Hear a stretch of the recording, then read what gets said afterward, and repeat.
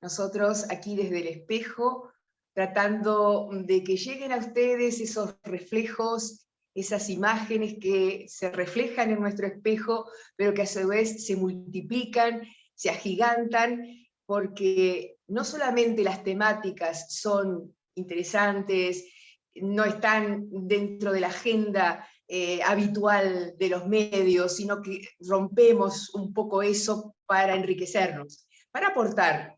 Y desde nuestro punto de vista, esto se está logrando. Nosotros hoy estamos recibiendo a una catedrática que todos conocen, que es una mujer, no sé, muy interesante. Estar con ella es muy enriquecedor. Sabe de Oriente Medio y de la civilización árabe como nadie en el Uruguay. Ella es española y ya la estoy presentando. Tiene tantos títulos que solamente le voy a decir bienvenida Susana Mangana. ¿Qué tal, Raquel? Bueno, un gusto y agradezco esa invitación más breve o esa presentación más acotada. Muchísimas gracias, es muy bonito reencontrarme contigo en esta oportunidad digitalmente como nos ha acostumbrado ahora la pandemia, así que encantada de estar contigo en tu programa. Gracias, gracias. Para mí es una oportunidad de vernos, ¿no? Y de verte. Escucha, Susana, una de las temáticas, podríamos hablar de muchas cosas contigo, pero una de las temáticas que realmente siempre es interesante aportar para entender más, porque es complicado. Desde la Primera Guerra Mundial en adelante, los dados van girando y dan diferentes resultados, resultados que ubican y desubican, posicionan y postergan a las potencias que tenían y siguen teniendo muchas de ellas influencia en el Oriente Medio o en el Medio Oriente. Y como que todavía sentimos que eso no está saldado, esa es una situación que está en proceso. Y yo te decía el otro día, son 16 millones, ¿cuánto? 1.600 millones de musulmanes, y tú me corregías, ¿no? Que son muchos más hoy. Y entonces Sí. es algo para tener en cuenta, ¿no? Para entender. Claro que sí, y no te lo tomes como una corrección. El tema es que como pasa bastante tiempo entre que hablamos de una vez a la otra, evidentemente las cifras van cambiando, van subiendo. ¿Y eso por qué? Y porque la religión del Islam es la segunda religión en cuanto al número de fieles en el mundo hoy, pero ciertamente es la religión que crece más rápidamente. ¿Y eso también por qué? Pues es debido a la alta tasa de natalidad de las mujeres musulmanas, que tienen normalmente muchos más hijos que adherentes o fieles de otras religiones, incluso monoteístas. Podemos hablar de mujeres judías, podemos hablar de mujeres cristianas, sin entrar a distinguir, Raquel, entre mujeres católicas o protestantes. Es decir, el Islam está presente en los 5 continentes, el Islam forma parte del paisaje europeo, que duda cabe. Cualquiera que haya visitado o por lo menos previo a la pandemia, que haya visitado París o que haya visitado incluso Bélgica o la propia Cataluña en España, habrá podido advertir que muchas mujeres transitan por el espacio público con sus hijab, con los pañuelos, el famoso pañuelo que cubre la cabeza de la mujer, pero hombres que también llevan la chilaba o la yalabilla. Hay distintas formas de llamar a esa túnica larga que cubre las piernas de los hombres y el torso. Pero también tenemos entre 7 y 8 millones de musulmanes en Estados Unidos. Y no quiero dejar pasar la oportunidad de comentar contigo aquí en tu espacio, que tan generosamente me brindas hoy, para comentar que el Islam también forma parte de América Latina. Vino a bordo de los barcos con los conquistadores. No llegaron a Uruguay con los refugiados sirios, no llegaron con los exdetenidos de Guantánamo, sino que los musulmanes ya estaban aquí en estas tierras latinoamericanas desde mucho antes. Claro, en toda aquella ola migratoria que hubo en el siglo, principios del otro siglo, ¿verdad? Y que enriquecieron tanto a lo que somos hoy, ¿cómo diríamos? Matriz de nacionalidades, de culturas, de religiones, en fin. ¿Cómo es hoy la situación en Oriente Medio? Porque desde 1948 está Israel, que ha vuelto, y ya van ahí 73 años, ¿verdad? Es un tiempo casi llegando pronto un siglo, pero no se han recompuesto las relaciones. No, es decir, tú estás haciendo mención ahí a lo que yo llamo el sempiterno conflicto palestino-israelí, antes llamado conflicto árabe-israelí, porque había varias naciones árabes involucradas en lo que fueron las sucesivas guerras entre árabes y el Estado de Israel. Hoy tenemos varios acuerdos de paz firmados, algunos han quedado un poquito en papel mojado, si me preguntas.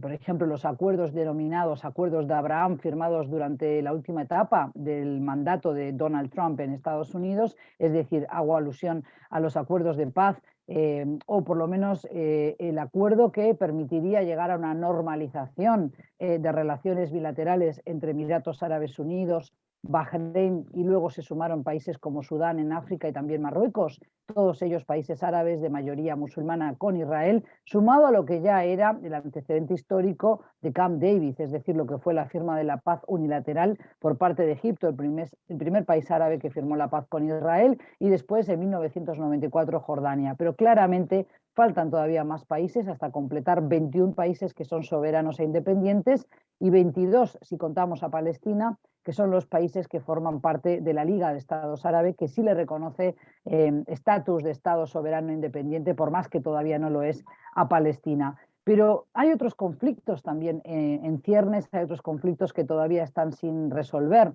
en Oriente Medio. Recordemos que, como tú decías, ¿cómo hay que denominar a esta parte geográfica del mundo? Medio Oriente, Oriente Medio, a veces se lo llama también Cercano Oriente, se le decía antes. Medio Oriente no deja de ser una traducción burda, si se quiere, del término Middle East, que tanto aparece en los medios hegemónicos, los medios occidentales. Pero también hay que entender que muchas veces es caprichosa esa denominación geográfica porque depende de dónde te sitúes tú en el globo terráqueo. Es decir, la Tierra del Medio sería China, porque ellos se sienten en el centro del mundo, ¿verdad? Pero para China seguramente Medio Oriente no significa lo mismo que para nosotros, ni geográficamente ni geopolíticamente, y a eso seguramente tienda nuestra conversación, porque tus preguntas van por ahí. ¿Qué está pasando hoy en Oriente Medio? Y bueno, ahí tenemos lo que siempre ocurrió, la avaricia, la codicia de países, de algunos que han sido poderosos y quieren volver a serlo, caso de Rusia, de otros que no quieren dejar de serlo, Estados Unidos, de otros que pretenden ser el más poderoso en la región, me refiero a Turquía, me refiero a Israel también, como no, y por supuesto a Irán, pero no olvidemos a Arabia Saudí, que también ejerce una suerte de liderazgo, de ser el capitán del bloque suní, por ejemplo, entre las monarquías petroleras del Golfo Pérsico. Pero hay diversos conflictos que están allí instalados y que me parece muy triste que la comunidad internacional, un término muy ambiguo, muy difuso, que no sabemos qué etiqueta ponerle o qué países, qué rostro hay que ponerle a ese concepto, muchas veces tuerce la cara, tuerce la mirada, Raquel. Y yo hablé contigo en otro programa, contigo al frente, hablamos de los refugiados sirios, hablamos de la guerra, hablamos de las víctimas, sobre todo el sector más vulnerable, que son mujeres, ancianos, niños, como siempre. Y bueno, hoy tenemos que lamentar la catástrofe humanitaria de Yemen, un país carcomido por la guerra desde el 2015, también destruido pues justamente por la guerra de guerrillas que hay allí entre tribus, pero por supuesto también por el cólera. Las enfermedades también aparecen cuando las personas no pueden alimentarse correctamente, cuando no pueden higienizarse adecuadamente, pues también surgen las enfermedades que por suerte en esta parte del mundo donde nosotras vivimos hoy han sido erradicadas, el cólera. Pero tenemos el capítulo sin cerrar de la guerra de Afganistán o, por ejemplo, también la guerra de Siria, que ha causado más de 500.000 muertos, la mayoría de ellos civiles, el desplazamiento forzoso de millones de sirios, pero por supuesto también refugiados que han tenido que salir a repartirse por el mundo. Uruguay acogió a un puñadito, apenas 40 personas, pero también Argentina, Brasil o, por ejemplo, Turquía, Jordania, Líbano han recibido muchísimos de esos refugiados sirios. Esos refugiados sirios que muchas veces olvidamos porque no están en las noticias todos los días, con el impacto de millones que están transitando por el mundo. El otro día entrevisté a Sunilda Borsani, que tú le hiciste creo que el prólogo. Sí, el prólogo. Sí. El prólogo, de Hannah y los lobos del desierto, inspirado en la situación de los niños, en este caso una niña de origen sirio, arbitrariamente por ella elegida, no arbitrariamente, le impactó una foto, en fin, que es muy habitual de esas circunstancias, pero están siendo desarraigados, y lejos de encontrar un punto medio de paz, porque allí entró Rusia también a sostener al Assad, ¿no? Correcto, si no hubiera sido por el apoyo de la aviación rusa y también por los militares desplegados por Irán en el territorio de Siria, hoy no tendríamos quizás gobernando a la familia de Bashar al-Assad. Digo la familia porque no es solo él quien gobierna. Tenemos que entender que, tal como ocurre en otros países de Oriente Medio, el sectarismo, el caciquismo son parte cotidiana de la vida política de aquellos países y pueblos, y por tanto, tanto al-Assad, hoy hijo, como el padre, que fuera quien gobernó más décadas en Siria, se rodearon de los propios. Ellos pertenecen a la minoría chií alauí, con lo cual han colocado estratégicamente a personas cercanas a su linaje, digamos, a su dinastía, porque ya casi actúan como una dinastía dentro de las familias del Islam. Fíjate que el padre del actual presidente Hafez al-Assad había declarado que Siria es una república hereditaria. Eso es algo incomprensible para nuestra cabeza republicana, aquí por lo menos en Uruguay. Y mía, por más que venga de un país monárquico, pero ya llevo muchos años viviendo aquí con vosotros en Uruguay. Pero como tú decías, hay otros intereses en juego, los de Rusia, los de Irán, pero también no podemos olvidar a Turquía, quizás el gran perdedor de la guerra de Siria, una guerra que comenzó siendo civil y que luego adquirió tintes y ribetes regionales e internacionales inclusive. Pues el gran perdedor ha sido Turquía, y ahora no sabe cómo salir del brete en el que está. Por un lado, tiene desplegados militares, tanques en la frontera con Siria, la frontera sur-norte de Siria, porque allí tenemos facciones kurdas que pretendían tener un proyecto de autonomía elevado en el norte de Siria, lo que se llamó Rojava en lengua kurda. Pero eso no va a ocurrir porque la comunidad internacional una vez más los ha dejado casi abandonados a su suerte, pero también quiere estar alineado con Rusia y con Irán, toda vez que percibe el presidente Erdogan de Turquía que ya la Unión Europea no es su socio confiable. Todavía es un Estado de pleno derecho de la OTAN, de esa organización del Tratado del Atlántico Norte, por tanto tiene bases militares en su territorio estadounidense, presta sus cielos para que por allí puedan volar o sobrevolar pues aviones de la OTAN, entre ellos los estadounidenses, cada vez que hay un conflicto en Oriente Medio, pero ciertamente Erdogan mantiene una relación ríspida con Bruselas, con la Unión Europea, pero también ya lo hacía con época de la administración Trump, y todavía falta saber cómo van a ser sus relaciones bilaterales con Joe Biden, el actual inquilino de la Casa Blanca, Raquel. El proyecto de la Gran Siria puede ser que haya sido una de las motivaciones que impulsó esta intervención militar allí. La intervención militar de Rusia fue realmente para mantener en el poder a un aliado que es útil y servicial a los intereses de Rusia en la región. Rusia había perdido presencia militar, pero una presencia diplomática, si se quiere, en Oriente Medio, la quiere ir recuperando, así como Trump acuñó el término Make America Great Again, o sea, el MAGA, ¿no? Vuelve a hacer de América algo grande, un proyecto grande, reconociendo implícitamente que ya no era tan grande Estados Unidos. Bueno, Rusia también quiere recuperar poderío para las Fuerzas Armadas rusas. Su participación en la guerra de Siria se lo ha permitido porque las ventas de material de defensa, material bélico, pero sobre todo de defensa antiaérea, han crecido exponencialmente, pero es que además tiene una concesión por 99 años el presidente Putin. Por más longevo que llegue a ser, no creo que viva un siglo más el señor Putin, Raquel, pero tiene una concesión de parte del gobierno de al-Assad en el puerto de Tartus en el Mediterráneo. Esto le permite a Rusia desplegar parte de su flota naval. Ya estaba allí antes del 2011, antes de lo que fueron los inicios de esa primavera árabe, que caprichosamente la llamamos primavera árabe, y que yo prefiero hoy a la relectura o viendo, resignificando todos los cambios que ha habido en aquella región. Algunos son microcambios porque el balance ha sido bastante nefasto en términos macroeconómicos, incluso microeconómicos de la región, pero tenemos que rescatar aquellos pequeños cambios que también hacen al acontecer diario de estas naciones.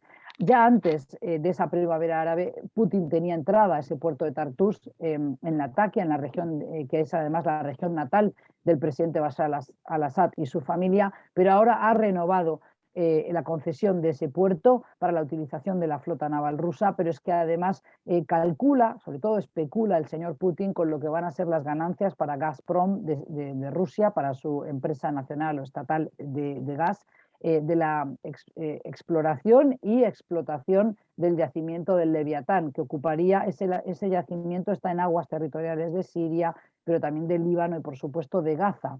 Por eso también hay que entender que los conflictos territoriales no solo tienen componentes nacionalistas o componentes territoriales, sino que a veces hay una geoestrategia, una geoeconomía por detrás de estos conflictos.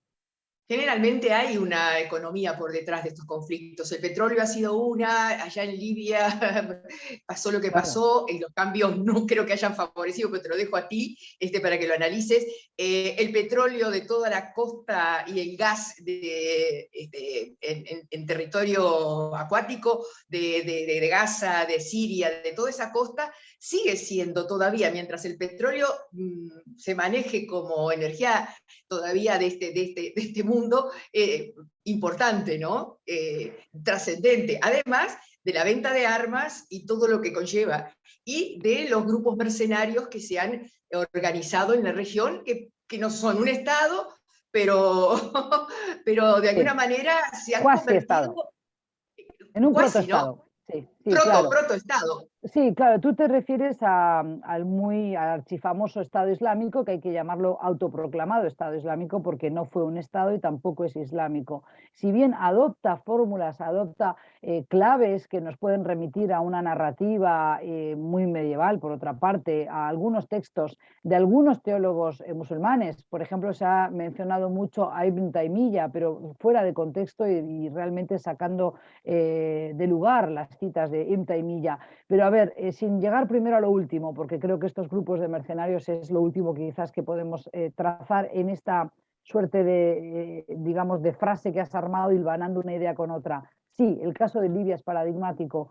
Tenemos pocos libios en Uruguay, yo diría que solo conozco una familia de refugiados que llegaron después de la caída de Gaddafi, pero como tú bien esbozabas, la vida, la cotidianidad de los libios hoy no es mejor, sus condiciones de vida no son mejores que cuando vivía y existía Gaddafi. Gaddafi no perdió en la primavera árabe, sino que lo sacaron a la fuerza de su puesto y la OTAN entregó las coordenadas de su ubicación a sus captores, que luego lo asesinaron sin ningún tipo de juicio justo. Yo aquí no estoy cuestionando la figura de Gaddafi, lo que estoy cuestionando es los métodos, es decir, no podemos enarbolar y esgrimir los derechos humanos tan caprichosamente o de manera tan hipócrita cuando nos conviene a los occidentales, pero después cuando se trata de los derechos humanos de otros, entonces dejamos que sean pasto de las fieras. Por otro lado, ¿por qué se dejó caer a Gaddafi siendo que había retornado al redil, siendo que una vez que se inicia la campaña feroz de la guerra global contra el terror por parte de Bush Jr., después de los ataques de ahora hace 20 años del 11 de septiembre del 2001, primero Afganistán, después Irak, bueno, ahí Gaddafi vio que realmente las cosas se podían tornar muy feas para él y retorna a la senda del diálogo, de la negociación con la Unión Europea. Eso sirvió para que Berlusconi, en aquel momento primer ministro de Italia, exigiera a Bruselas que levantaran las sanciones a Libia para así poder venderle a Italia armas a su amigo Gaddafi y que Gaddafi actuara como lo que fue en los últimos años el gendarme a cielo abierto de la Unión Europea. Todavía lo es hoy, puesto que Libia es un puerto desde el que parten los cayucos, las pateras, todas esas embarcaciones precarias que intentan traer a costas de Lampedusa en Italia o de España en los puertos de entrada de la Unión Europea, en los puertos flancos débiles de la Unión Europea, como lo ha sido, por ejemplo, en las últimas semanas tuvimos noticias de la playa del Tarajal hace algo más de un mes que 8.000 personas cruzaron esa frontera desde Ceuta por la playa del Tarajal a territorio español, intentando alcanzar el sueño europeo. Eso luego no se concretó, pero demuestra la debilidad de nuestras fronteras y, por tanto, la necesidad de volver al redil de la negociación, de los foros multilaterales del Mediterráneo. Pero tú decías, Libia. Libia tenía 46.000 millones de barriles de petróleo de reserva antes del 2011. Es un petróleo liviano. El crudo de Libia se transporta fácilmente y es parte de la matriz energética de países como Suiza, como Italia, como la propia España. Entonces, Francia sí, también, que tenía pero, una deuda enorme con Libia, ¿no? Por el claro, petróleo. Francia lo que pasa que tiene relaciones muy ambiguas. Francia, por ejemplo, sostiene también a la monarquía alauí de Marruecos. En el caso de España, como ha sido el país que ocupaba el Sáhara Occidental, lo que era el Sáhara español, pues ahí tenemos una suerte de tensión sin terminar. Pero volviendo al espacio mediterráneo, ahí también ahora Rusia está presente. Fíjate que gracias al capítulo de la primavera árabe que llamamos Libia, y estos 10 años que ha habido de guerra civil muy cruenta en Libia, lo que supone para un país el desgaste, pero también el impacto social y psicológico para los habitantes de Libia, 10 años de guerra civil, pues fíjate que ahora los que han tenido que ir a pactar con ambas partes en conflicto, por no decir más partes en conflicto, para reducir el número, de decir, como dos bloques, en Cirenaica y en Tripolitana, al este y al oeste, bueno, tenemos que entender que hayan sido Turquía y Rusia una vez más. Fíjate que han tenido que venir los rusos a pacificar Libia. Entonces esto demuestra también la pata débil de la Unión Europea, que sigue siendo su seguridad exterior.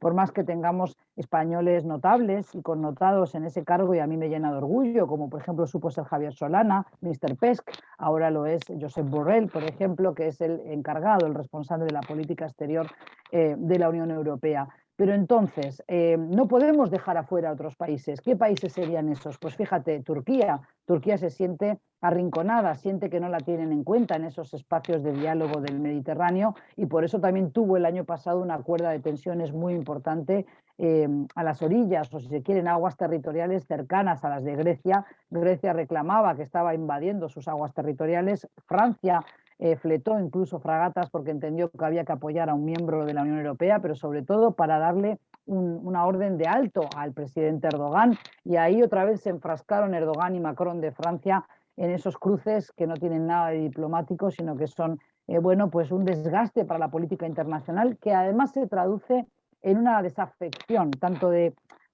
muchos ciudadanos en Europa como de otros en Oriente Medio, que entienden que finalmente los poderosos siempre están negociando entre ellos, siempre están calculando y especulando con sus intereses y no los de los pueblos que los han votado. Y eso es lo que estamos viviendo y asistiendo ahora también, un hartazgo de parte de la ciudadanía, que luego finalmente acaba votando por un recambio, que acaba votando como voto castigo, por ejemplo, a un presidente, y eso explica, si me permites, humildemente creo que explica, Raquel, en parte el auge de partidos de extrema derecha con un discurso falaz, un discurso como puede ser el de Vox en España, o el de Trump en su momento en Estados Unidos, o Bolsonaro aquí cerca de casa, ¿verdad?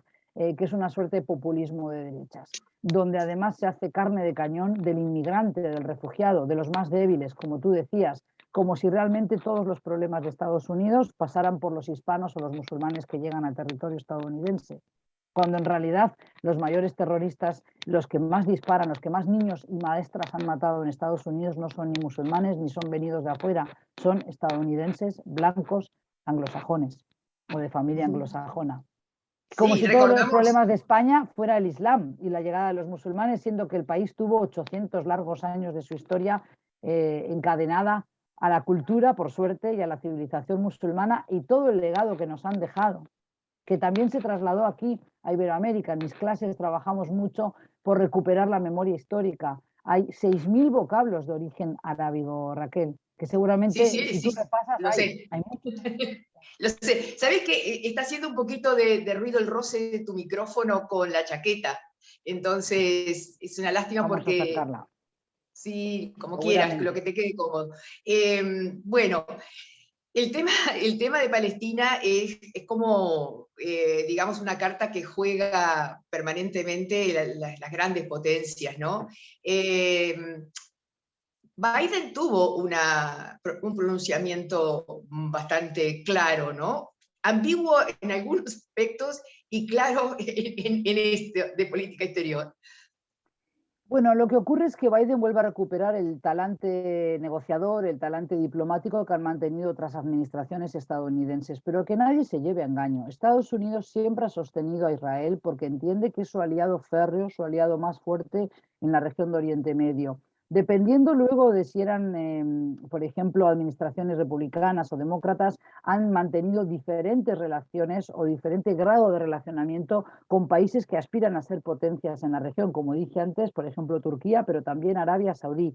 No hay que olvidar que todavía, incluso con Biden, ha aclarado, no se ha esclarecido, como la comunidad internacional ha pedido en reiteradas ocasiones, el asesinato vil de un periodista como fue Jamal Khashoggi, ¿verdad? Khashoggi fue descuartizado en el consulado general, en el consulado de su país, de Arabia Saudí, en Istambul, en Turquía, y por tanto esto todavía no se ha encontrado a los verdaderos culpables. Arabia Saudí ha hecho una suerte de operación de maquillaje, ha celebrado un juicio y condenó a algunos que consideran o han hecho saber a la comunidad internacional que tomaron esa decisión por ellos mismos. Eso no es creíble viniendo de un país que controla la vida de sus ciudadanos, un país que no tiene empacho en tener escuchas telefónicas, es decir, que sus ciudadanos no pueden entrar y salir libremente del país. Por ejemplo, las mujeres no pueden salir del país, no pueden tramitar un pasaporte si no es con el permiso de su guardián legal, así sean mujeres adultas.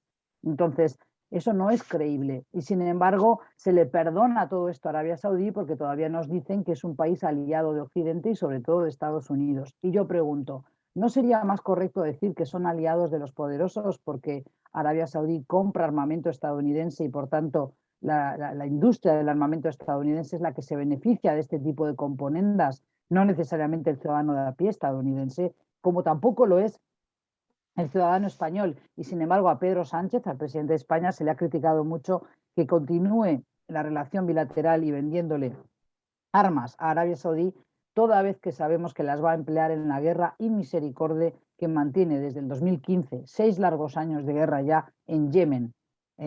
Por tanto, las bombas fabricadas en España o en Europa, también en Estados Unidos, caen sobre población indefensa de Yemen. Y ese es el tipo de hipocresía que yo intento desmontar, que intento desvelar en mis clases, en mis notas a la prensa, en mi análisis político, porque yo creo que estamos tan infoxicados, tenemos tanta cantidad de elementos para discernir, para comprender. La terminología no siempre es clara para el lector o para aquel que mira canal de YouTube, que es importante desmitificar, es importante derribar mitos y presentar realmente los conflictos de Oriente Medio de manera más equilibrada, no a través de la lupa de la religión. La religión es un elemento, un factor que incide, sí, pero no es ni de cerca el más importante ni el determinante. ¿La ONU tiene todavía protagonismo determinante? La OMS viene a ocupar en esto, como acá la vacunación en Uruguay, ¿no? Un rol político que, bueno, que puede interpretarse de distintas maneras en esta pandemia. Bueno, yo soy de la idea, siempre se dice que la ONU debe reformularse, que la ONU necesita, bueno, escuchar la voz de aquellos países que no tienen derecho a veto, pero que ya van teniendo otro tipo de protagonismo en la arena internacional. Eso es muy cierto.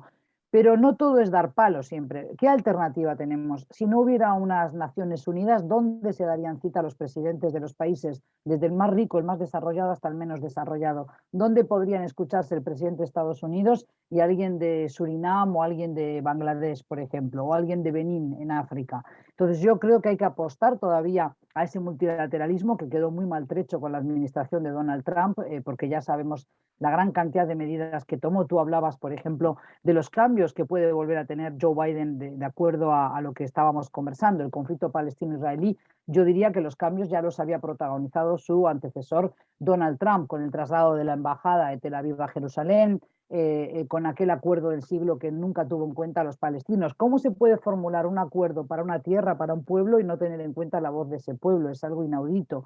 Bueno, entonces, el multilateralismo hay que reforzarlo, hay que consolidarlo. La OMS pertenece a las organizaciones, las agencias de Naciones Unidas, con lo cual yo creo que la pandemia sí ha irrumpido de manera bueno, sorpresiva en nuestras vidas, pero no va a sustituir a la Asamblea General o al Consejo de Seguridad de Naciones Unidas, que es donde se discuten, donde se organizan estas temáticas y sobre todo donde se prevén pues bueno, declaraciones, resoluciones condenatorias, muchas de ellas a los países que violan derechos humanos o a los países que están violando algún tipo de acuerdo, algún tipo de protocolo firmado por estados que también tienen que respetar esos acuerdos internacionales. Evidentemente que habría que hacer más por reformular, por reformar distintos capítulos de Naciones Unidas, la forma en que se trabaja, la representatividad, pero yo creo que es mejor tener un lugar donde darse cita y escucharse unos a los otros que no tener nada de esa institucionalidad. Claro, pero lo que yo más o menos apuntaba es que esta pandemia de alguna manera detuvo un proceso, intentó, digo, más allá de que es cierto y que hay que vacunarse, etcétera, no estoy en contra de eso, digo, como que Sí, instaló una parálisis, sí. digamos, un entrecomillado, como para que la economía se enfriara, como para que se detuvieran los conflictos, etcétera, pero creo que sin resultado. O sea, la pandemia existe. El uso de la pandemia es lo que te quiero preguntar. Ah, el uso de la pandemia. Bueno, y ahí tenemos que ver lo que ha ocurrido con la carrera en la diplomacia que yo llamo de las vacunas, lo que algunos llaman el soft power, que de blando no tiene nada. Es decir, China, India son grandes productores de vacunas, de medicinas a nivel mundial, y ellos también están utilizando esas vacunas para conculcar voluntades de otros estados para poder volver a tener aliados, por ejemplo, Asia-Pacífico, que es una región que no solemos estudiar mucho todavía por estos lares, quizás por la distancia geográfica, también porque nos faltan fuentes, porque nos falta idioma de aquellos países. No sabemos todos hablar bengalí, no todos sabemos hablar el urdu o leer el urdu, o por ejemplo japonés, chino, como ya hemos dicho. Pero para no centrar siempre la mirada en China, tenemos a India, un gran monstruo asiático, también económicamente hablando. Ahora, como tú dices, hay una parálisis a nivel de economías internacionales, todavía no sabemos cómo vamos a salir de esta pandemia. Hay más preguntas, pesa más la incertidumbre que las certezas, porque muy bien, los países desarrollados están avanzando rápidamente con los procesos de vacunación, estamos ya reabriendo fronteras, estamos reabriendo sectores de la economía, pero ¿y qué va a pasar con África? Hay amplias regiones de África donde no han llegado las vacunas. ¿Qué va a pasar con Asia-Pacífico? Tenemos claro qué está pasando en aquellos países. ¿Qué pasa en Myanmar, donde hubo un golpe de Estado el 1 de febrero y no sabemos cómo sigue la situación allí? Entonces, yo creo que tenemos un mundo pues evidentemente caótico, un mundo de desigualdades. Esas desigualdades con la pandemia solo vienen a acrecentarse. Entonces es muy triste el panorama en ese sentido y por eso hay que redoblar los esfuerzos por recordar que este mundo es la casa común de todos nosotros y no es un lenguaje meramente religioso. Es decir, hoy sabemos que lo que ocurre en Wuhan, en China, también acaba afectando a la Patagonia, acaba afectando en Haití y acaba afectando a la poderosa Italia con toda la Unión Europea por detrás, pero allí tuvimos las imágenes dantescas de los féretros siendo sacados de los hospitales por los furgones y los camiones del ejército italiano. Eso es muy triste de ver. Las residencias de ancianos que tuvieron que vivir con temor todos estos casi ya 2 años de pandemia. Entonces, Raquel, evidentemente la parálisis sí está ahí, pero yo pregunto, ¿cuántas enseñanzas nos ha dejado? No estamos todos deseosos de que nos digan que ya se puede sacar la mascarilla, que ya podemos salir a la calle para volver a hacer la fiesta en la nostalgia. ¿Cuánto hemos aprendido? Ahí tenemos distintas respuestas de la comunidad internacional. Los países asiáticos, que normalmente controlan mucho más a su población, han podido transitar hacia ese modelo donde un gran ojo en las cámaras de las calles, pero también las aplicaciones, los algoritmos controlan la temperatura del portador del móvil, del celular, pero también en qué asiento se sentó, en qué vagón, en qué número, qué línea de tren tomó, quién era su vecino de asiento. Queremos ir hacia esa intromisión de la tecnología, pero también del Estado en nuestra intimidad y en nuestras vidas, o queremos Pero ahora, también esa Susana, sí, ya no o está queremos ir hacia un instalado, modelo donde se respete. Perdón, ya está está instalado, ¿no? instalado, sí.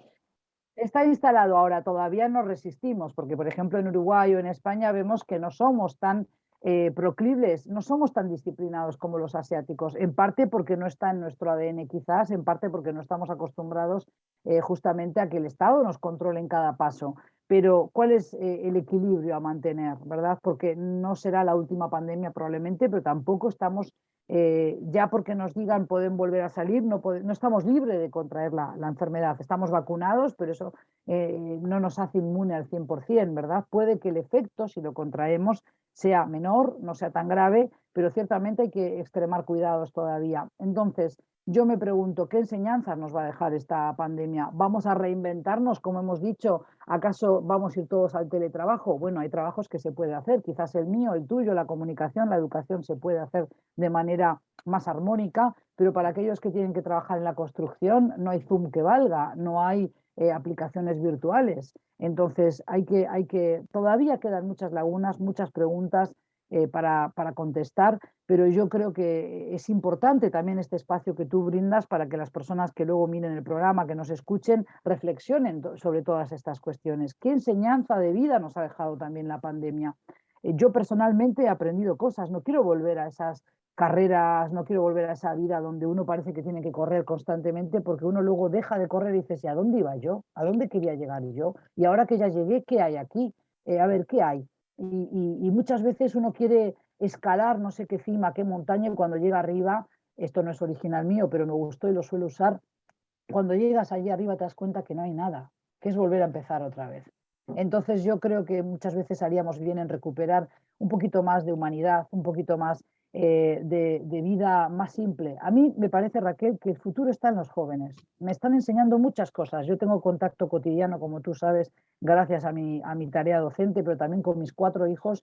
Me enseñan incluso a ser menos consumista de lo que soy yo, ¿no? El minimalismo de no querer comprar siempre ropa nueva en cada temporada, ir en contra del fast fashion, que no quiere decir ir en contra de una marca concreta o de una casa de modas, una tienda, para no mencionar ninguna, sino es un estilo de vida, reciclar más. Ahora nos piden que reciclemos para no contaminar más el medio ambiente. ¿Por qué? Porque el planeta no resiste más este tipo de consumo. Hay una aplicación que luego, si quieres, te la puedo hacer llegar, que puedes calcular con tu tipo de consumo cotidiano cuántos planetas se necesitan para sostener tu consumo. La Es cifra es interesante. increíble, muy interesante. Interesantísimo. Que tal vez para el próximo encuentro, porque acabamos terminando, hablamos de esto y otros temas. ¿Te parece, Susana? Es ¿Cómo no? ¿Cómo no? interminable. El mundo está a tus Interminable. pies. Bueno, hay muchas cosas que yo sé que te van a interesar y que seguramente sean interesantes ver también qué ha dejado estos 10 años de primavera árabe, como tú decías, más allá de la intervención de unas potencias y de otras. Ver y destacar qué ha cambiado para la población de estos países. Y ahí hay cosas interesantes a leer entre líneas con las mujeres, por ejemplo, el activismo de mujeres árabes musulmanas, que seguimos todavía abonando esa narrativa totalmente errada de que la mujer que lleva un velo está anulada en su sociedad, de que no se la tiene en cuenta, y eso es muy alejado de la realidad. Y creo que ese es un tema Bien, que deberíamos tratar. bien. Ya lo dejamos agendado. ¿Qué te parece, Susana? Cómo no, muchísimas gracias, será un placer, Raquel. Un placer habernos encontrado, cambiar ideas y ver que el mundo necesita mucho aporte y mucho cambio de cada uno.